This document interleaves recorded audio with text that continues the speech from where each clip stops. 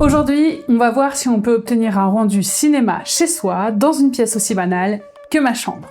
Quand on a la possibilité de tourner dans de beaux décors, c'est plus facile d'avoir un rendu cinématographique. Mais un lieu de tournage, ça peut vite faire monter le budget de ta prod. Et si t'es capable de créer des plans de cinéma à partir de rien, alors ce sera beaucoup plus simple de recréer des ambiances dans de beaux décors ensuite. Et je vais te montrer qu'il n'y a pas forcément besoin de beaucoup de matos pour ça. Mais avant ça, n'oublie pas de t'abonner pour voir les prochaines vidéos. Avant même de commencer à poser la caméra, on peut d'abord regarder comment améliorer un décor avec quelques changements simples.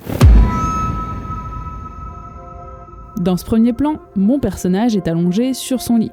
Et avoir un mur blanc en fond, c'est pas terrible. Donc je vais simplement pousser le lit pour avoir la fenêtre dans le champ.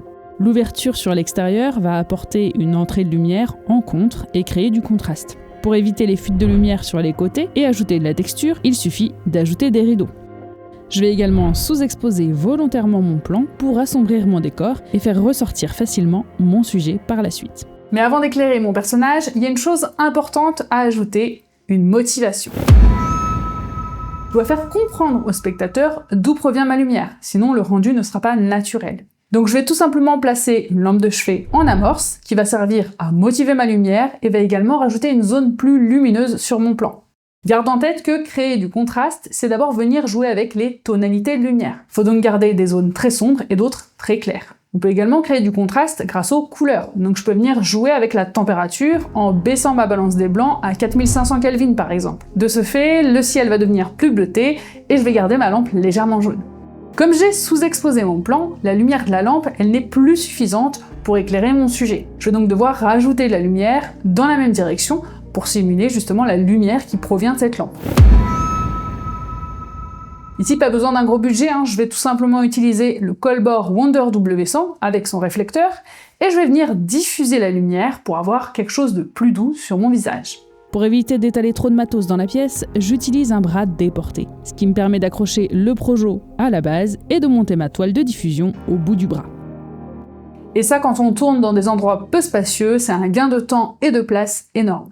Je finis avec un peu de fumée pour l'atmosphère et ça aide aussi à détacher un peu plus mon sujet de l'arrière-plan. Une deuxième façon très simple de donner un rendu cinéma à tes plans dans des lieux assez basiques, c'est tout bonnement de changer de focale. Parce que même en plaçant mon sujet devant une fenêtre, si j'utilise un grand angle, je vais voir tout le décor. Et ici, il est vide, donc c'est plutôt ennuyeux. En prenant une focale plus longue, je vais pouvoir reculer ma caméra jusque dans le couloir et venir créer une amorce avec le mur. Et ça, c'est intéressant pour deux choses. La première, c'est que le premier plan va ajouter de la perspective à ma scène. La deuxième, c'est que cette amorce va servir mon histoire. Ici, je tourne un plan dramatique et l'amorce vient manger mon cadre et enfermer mon personnage plus près du bord, ce qui amplifie le sentiment d'oppression. De nouveau, je vais volontairement sous-exposer mon plan pour obtenir une silhouette et renforcer ce côté dramatique. Une fois qu'on a notre silhouette, on va pouvoir l'améliorer en la séparant encore un peu plus du fond. Comme le temps est nuageux, je n'ai pas de rayon de soleil direct. Je vais donc devoir tricher en rajoutant mon W100 en contre pour créer un détourage. Tous ces éléments permettent de créer une ambiance qui va aider mon spectateur à se mettre à la place du personnage. Ça, c'est ce qu'on appelle le storytelling visuel.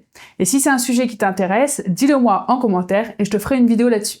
Pour finir, je vais rajouter un pavot tube pour ajouter une touche de lumière à mon amorce et de nouveau un peu de fumée pour l'ambiance. Et voilà le résultat.